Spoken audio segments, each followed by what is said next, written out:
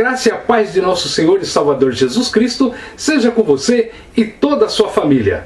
Eu sou o pastor Osmar Prates, da Assembleia de Deus, Ministério do Belém, aqui em São Paulo, com o pastor José Wellington e com o pastor Leslie Marinhos, aqui na Assembleia de Deus, em Vila Fátima. É com muita alegria e satisfação que estamos aqui mais uma vez meditando na Palavra do Senhor. E essa é a lição número 7, a missão de Eliseu. Desde já eu quero te convidar para você fazer um comentário aqui na descrição do vídeo, deixar o seu like, o seu joinha, o seu gostei, compartilhar com a sua igreja. Isto nos ajuda muito no crescimento do canal. E assista 2 ou 3 vezes para você aprender bem o conteúdo da lição e uma ótima aula para você.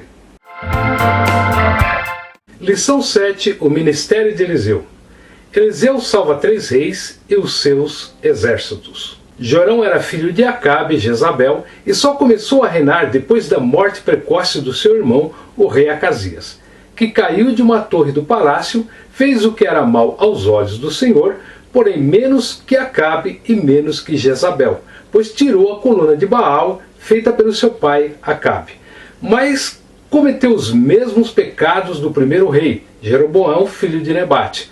Por aí se vê que Jorão não era boa coisa, e logo ele se defronta com um problema, o rei dos Moabitas. O rei Moabita, após a morte do rei Acabe, se revoltou e deixou de pagar tributos de 100.000 ovelhas e a lã de 100.000 cordeiros. O rei Jorão se aproveita da aliança que havia com o reino de Judá, cujo rei era Josafá, e pede ajuda do rei Josafá, e Josafá aceitou aliar com o rei Jorão de Israel e propôs que subissem pelo caminho do deserto de Edom. Os moabitas eram descendentes de Ló, sobrinhos de Abraão, com uma de suas filhas. Portanto, eram parentes distantes dos israelitas e dos judeus. Edom era a terra dos edomitas, descendentes de Esaú, filho de Isaque com Rebeca e irmão de Jacó. Portanto, eram também parentes distantes. Os edomitas, por serem também vassalos e pagarem tributos, entraram na aliança contra o rei Mesa dos Moabitas, juntamente com Josafá e o rei Jorão. Os 3 reis se depararam com o problema da seca no deserto, e não havia água para os exércitos e para os cavalos. Jorão acreditou que Jeová os entregaria para morrerem e serem aprisionados nas mãos do rei Mesa de Moabe. Porém Josafá perguntou: não há aqui algum profeta do Senhor para que consultemos o Senhor por meio dele? Um dos servos do rei de Israel respondeu: aqui está Eliseu, filho de Safate, que era servo de Elias. Josafá disse: está com ele a palavra do Senhor. Então o rei de Israel, Josafá e o rei de Edom foram falar com Eliseu, mas Eliseu disse ao rei de Israel, no caso Jorão: que tenho eu a ver com você? Vá falar com os profetas do seu pai, da sua mãe. Porém o rei de Israel lhe disse: não, porque o Senhor Deus é quem chamou estes 3 reis para os entregar nas mãos de Moabe. Eliseu disse: tão certo como vive o Senhor dos exércitos, cuja presença estou, se eu não respeitasse a presença de Josafá, rei de Judá, não daria atenção nem olharia para você. Agora me traga um músico.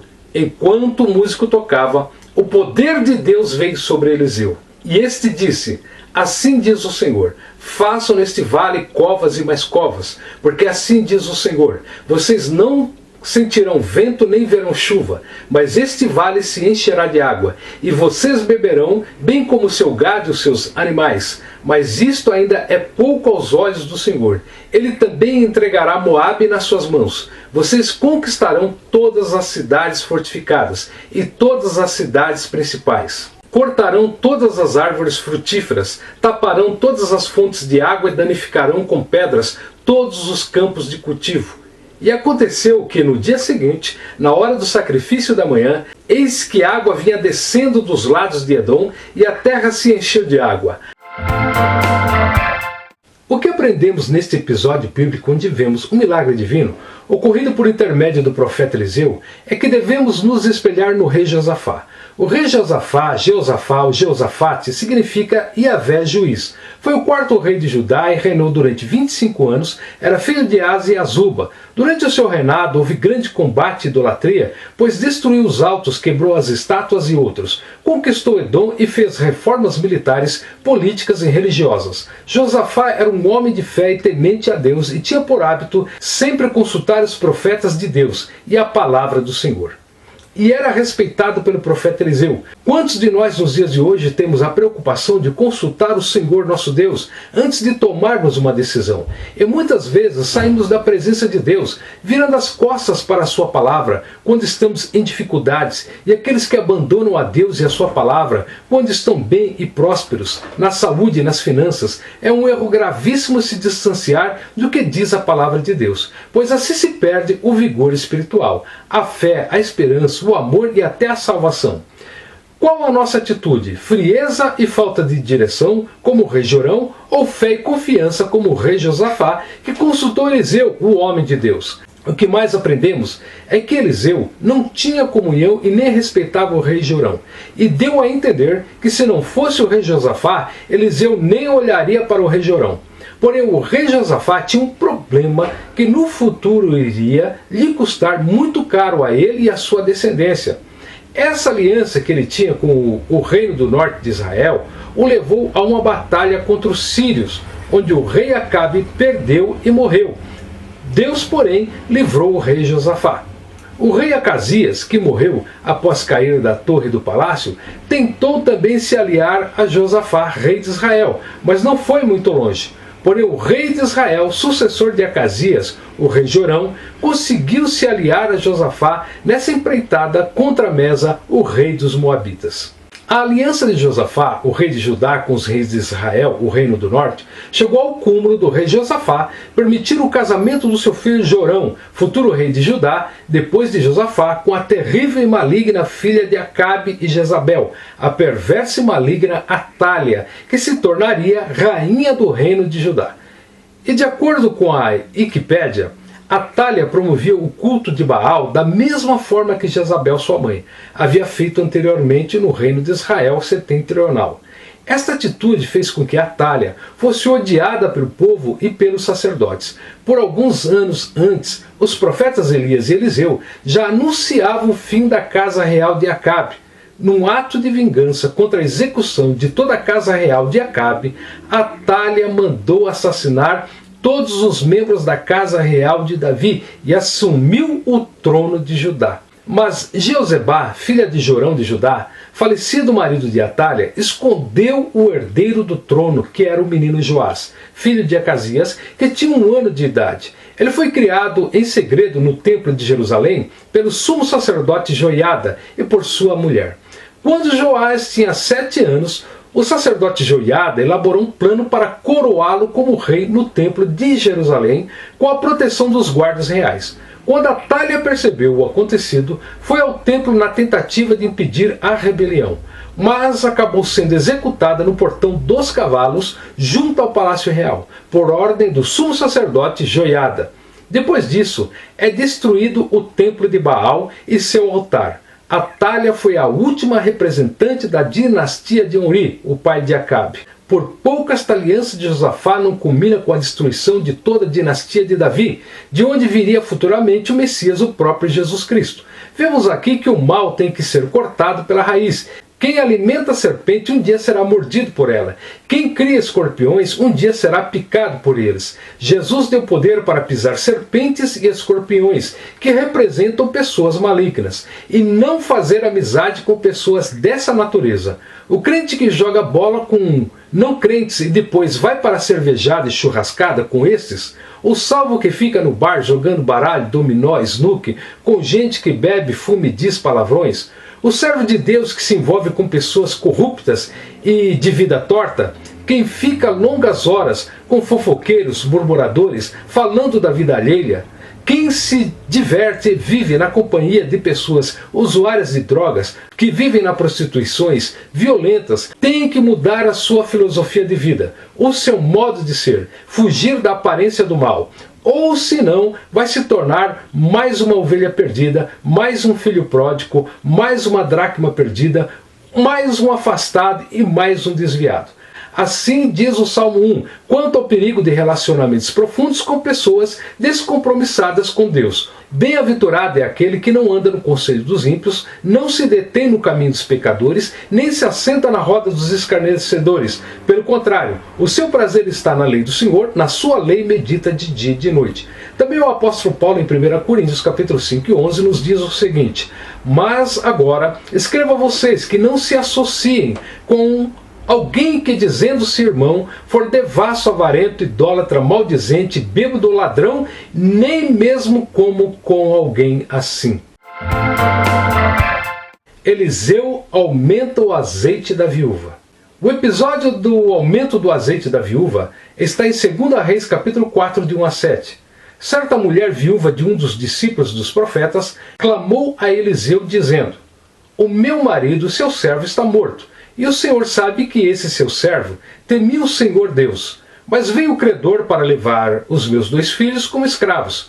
Segundo o historiador judeu Flávio Joséfos, esta mulher era esposa do mordomo de Acabe, Obadias, aquele que escondera os 100 profetas do Senhor, sustentando-os com pão e água, nas cavernas em grupos de 50 em 50, e com esta atitude livrou-os de serem mortos pela perseguição de Jezabel.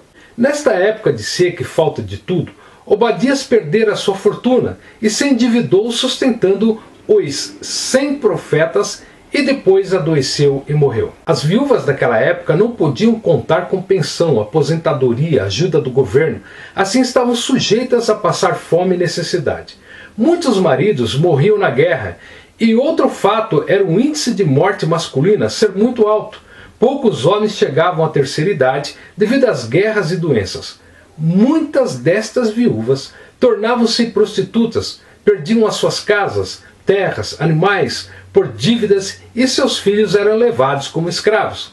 Esta mulher, temente a Deus, estava passando por dificuldades e os seus filhos seriam levados pelos credores como escravos. Assim Deus, para evitar que coisas ruins acontecessem, foi permitido que as viúvas casassem com o irmão falecido.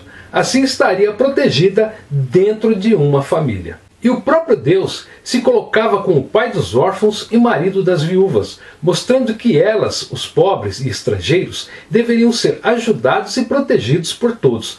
No Salmo 68, versículo 5, diz o seguinte: Pai dos órfãos e juiz das viúvas é Deus em sua santa morada. Deus faz com que o solitário more em família.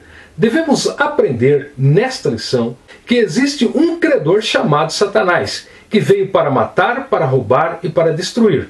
Ele é o destruidor de muitos filhos e é o destruidor de muitas filhas, levando-os para a escravidão do pecado, para a escravidão dos vícios, para a escravidão das drogas, para a escravidão da criminalidade, etc. Devemos cuidar da nossa família para que o mundo, a carne e o pecado, não venha desviá-los do caminho do Senhor em busca dos prazeres do mundo. Isso só é possível se fizermos como esta mulher que buscou socorro do Senhor Jeová pela vida e intercessão do homem de Deus, o profeta Eliseu. Glórias a Deus que dessa maneira ela conseguiu livramento e nós, servos do Senhor, poderemos conseguir livramento também para a nossa família. Vemos aqui que essa mulher tinha crédito diante de Deus e dos filhos de Deus. Enquanto ela cuidava do lar, dos filhos do seu marido, que era temente a Deus, ela prestava um serviço espiritual a Jeová e à nação. Ela era também uma mulher de Deus, respeitada e digna de ser imitada por todas as irmãs que se dedicam às suas famílias no amor e no temor a Deus. Eliseu perguntou à mulher: o que posso fazer por você? Diga-me, o que é que você tem em casa? E ela respondeu: esta sua serva não tem nada em casa a não ser um jarro de azeite. Aqui nós aprendemos mais uma lição com esta mulher de Deus. Ela tinha algo em sua reserva. Ela tinha pouco, mas o pouco que ela tinha se tornaria muito nas mãos de Deus pela multiplicação divina. Portanto, não devemos destruir tudo que Deus nos põe na mão. É necessário ter uma reserva para os dias maus, para os dias de amanhã. Não só no sentido espiritual quanto à oração, fé, amor, serviço a Deus, mas também no sentido material. Tem gente que acaba com tudo que Deus lhe deu e depois fica numa situação difícil. A ordem de Jesus depois da multiplicação dos pães foi: Quando já estavam satisfeitos, Jesus disse aos seus discípulos: recolham pedaços que sobraram, para que nada se perca. Assim, pois, o fizeram e encheram os 12 cestos de pedaços dos 5 pães de cevada, que sobraram depois que todos tinham comido.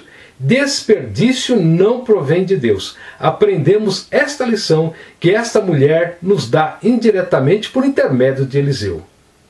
Imaginem se esta mulher fosse chata, rixosa, enganadora, briguenta e criadora de confusão. Ninguém daria vasos e botija emprestados para ela. Como todos a ajudaram, vê-se que era uma mulher cordial e de boa fama e agradável. Tem gente que acha que nunca precisará de alguém, ou acha que todo mundo é obrigado a lhe servir, ou se queixa que ninguém o ajuda, mas vai ver o seu procedimento de vida para com as pessoas que estão ao seu redor. É uma péssima amizade e uma pessoa nociva e não grata aonde quer que ela chegue. A mulher foi embora dali e fechou a porta atrás de si e dos seus filhos. Estes lhe passavam as vasilhas e ela as enchia. Quando todas estavam cheias, ela disse a um dos filhos: traga-me mais uma vasilha. Mas ele respondeu: não há mais vasilha nenhuma. Glória a Deus, porque Deus supriu aquela família. O fato de a mulher fechar a porta nos lembra de que nossa comunhão com Deus e com a família não pode ser atrapalhada por ninguém. Assim disse Jesus Cristo: mas ao orar, entre no seu quarto e feche a porta, ore ao seu Pai que está em secreto, e o seu Pai que vem em secreto lhe dará a recompensa. Jesus também disse: eis que estou à porta e bato. Se alguém ouvir a minha voz e abrir a porta, entrarei em sua casa e cearei com ele e ele comigo. Glórias a Deus. Mantenhamos a porta do coração aberta para que Jesus Cristo possa fazer muitos milagres em nossas vidas. As famílias devem fechar as suas portas para a carne, o diabo e o mundo, para que sejam sadias e abençoadas, e abrir a porta para nosso Senhor Jesus Cristo, que é também a porta da salvação. E o azeite parou. Então ela foi e contou ao homem de Deus, e ele disse: vá, venda o azeite e pague a sua dívida, e você e os seus filhos vivam do que sobrar. Nós aprendemos aqui que devemos se esforçar para ter o nome limpo e não dever nada a ninguém, a não ser o amor, e andar de cabeça erguida e consciência pura, para os que são da igreja, para os que são de fora e para os que são da família. E aprender a viver a bênção que Deus nos proporciona a cada dia, a cada manhã, a cada ano, a cada mês, sendo agradecidos sempre. Glórias a Deus. A distribuição de óleo para os vizinhos fala também da necessidade de evangelização. Nós que pregamos o Evangelho, levamos o azeite do Espírito Santo para as pessoas que não são crentes. Quando pregamos, testemunhamos, falamos de Jesus Cristo a outros, estamos levando o Evangelho. O Espírito Santo, cujo símbolo é o azeite, estará convencendo as pessoas do pecado, da justiça e do juízo. Jesus te chamou para você fazer a obra dele. E Jesus Cristo disse: negociai até que eu venha. Jesus Cristo estava querendo dizer que nós devemos cuidar das coisas pertencentes ao reino de Deus até que ele venha, pregando o Evangelho e levando a palavra do Senhor às pessoas necessitadas de salvação. A morte que havia na panela. Este acontecido no ministério de Eliseu mostrou mais uma vez de que Deus realmente era na vida do profeta Eliseu. O fato narrado mostra, em primeiro lugar, que Deus cuida dos seus filhos em todos os detalhes, tanto na vida espiritual como na vida material. Mas nesta história bíblica existem ensinamentos espirituais importantes para ser aplicados na igreja de hoje. A morte que havia na panela, ela foi tirada por Eliseu. Eliseu voltou para Gilgal e havia fome naquela terra. Quando os discípulos dos profetas estavam sentados diante dele, Eliseu disse ao seu servo: põe a panela grande no fogo e faça um cozido para os seus discípulos, os filhos dos profetas. Aqui nós podemos observar que vivemos no mundo de hoje onde as pessoas cristãs e não cristãs estão sofrendo de muita fome espiritual. a verdadeira palavra de Deus não está chegando à alma das pessoas, porque essas estão rejeitando a verdade do Evangelho. Outra coisa é que os pregadores não estão dando a verdadeira palavra que salva, que cura, que liberta, pois estão levando o povo a qualquer comida espiritual, e quem tem fome come qualquer coisa que lhe aparece. E os que têm a verdadeira palavra de Deus estão se omitindo na sua responsabilidade de pregar o Evangelho. Por isso há fome espiritual na terra. Eliseu se preocupou e mandou pôr a panela no fogo. Especificamente neste caso, panela aqui simboliza a Igreja de Cristo. Significa um povo, significa uma nação. E o fogo, como símbolo do Espírito Santo, é o poder e a unção do Espírito Santo para fazer e levar um alimento espiritual que sacia a fome espiritual do povo. Uma igreja, um povo, uma nação, só estará sobre o fogo do Espírito Santo quando envolvidos numa intensa oração em busca de avivamento e despertamento espiritual. Glórias a Deus. Então um deles saiu para o campo a fim de apanhar ervas. Ele achou uma trepadeira silvestre e, colhendo os frutos, encheu a sua capa com eles. Voltou para casa, cortou os frutos em pedaços e os pôs na panela, mesmo sem saber o que eram. Depois deram de comer aos homens. Enquanto comiam do cozido, gritaram: morte na panela, ó homem de Deus! Um dos discípulos foi procurar alimento e trouxe para a panela colossíntida, parra brava, pepinos venenosos. De acordo com vários autores, esses são os nomes. O jovem colheu porque não tinha experiência. Mas tem muita gente por aí que colhe ensinos errados e traz para a igreja e sabe que está errado. Alguns leem, ouvem, estudam e aprendem heresias, ensinos malignos e trazem para a igreja por inexperiência. Outros, no seu caminho de inconformismo, desobediência, rebeldia, também disseminam tudo que não presta dentro da igreja. E existem aqueles que são usados pelo diabo para ensinar o caminho do pecado. São pessoas influenciadas pelo maligno. Isto tudo significa veneno na panela. Precisa ser neutralizado e tirado urgentemente. Alguém percebeu e gritou: morte na panela. A igreja precisa dar o seu grito de alerta, precisa pregar, precisa evangelizar, precisa ensinar a palavra de Deus contra todo tipo de ideologias, filosofias, teologias, ensinos que parecem ser bons, mas não são. São venenos propagados por pessoas que não têm compromisso com Deus e a palavra de Deus. A igreja precisa gritar como atalaias, pregar como profetas. Somos pregadores, pregamos a palavra de nosso Senhor Jesus Cristo e precisamos alertar o povo quando houver veneno e heresias adentrando dentro das igrejas. E eles não puderam comer, mas Eliseu disse: tragam farinha. Ele a colocou na panela e disse: sirva as pessoas para que comam. E já não havia mal nenhum na panela. Glórias a Deus. O antídoto que neutralizou o veneno foi a farinha. O antídoto que pode neutralizar todo tipo de heresia, ideologia, filosofia e teologia, ensino antibíblico, é a santa palavra de Deus. A palavra de Deus é comparada ao trigo. O reino dos céus é semelhante a um homem que semeou boa semente no seu campo, mas enquanto todos estavam dormindo, veio o inimigo dele e semeou o joio no meio do trigo, e foi embora. Além do trigo ser comparado às pessoas salvas, ele pode ser comparado à palavra de Deus. O joio, além de ser comparado às pessoas não salvas, pode ser comparado às sementes malignas plantadas no coração das pessoas. A farinha é o grão moído e simboliza a palavra de Deus, explicada em pormenores para que as pessoas entendam a palavra de Deus. Outro sim, Jesus Cristo é o pão vivo que desceu do céu. Ele é o grão de trigo que deveria morrer para dar vida aos pecadores. Para tirar o veneno dos ensinos malignos e diabólicos, será possível somente com Jesus Cristo, o trigo e pão vivo que desceu do céu, e com a palavra de Deus ensinada e explicada para que todos entendam.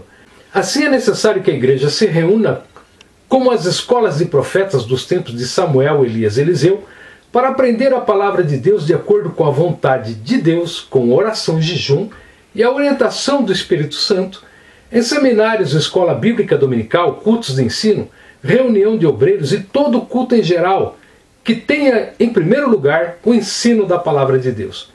para combater todo o veneno que ultimamente vem adentrando as igrejas de nosso Senhor Jesus Cristo, envenenando e matando muito crente desapercebido. Jesus breve virá e a igreja tem que estar sadia, sem mancha, sem ruga, preparada e adornada para se encontrar com o Senhor Jesus Cristo.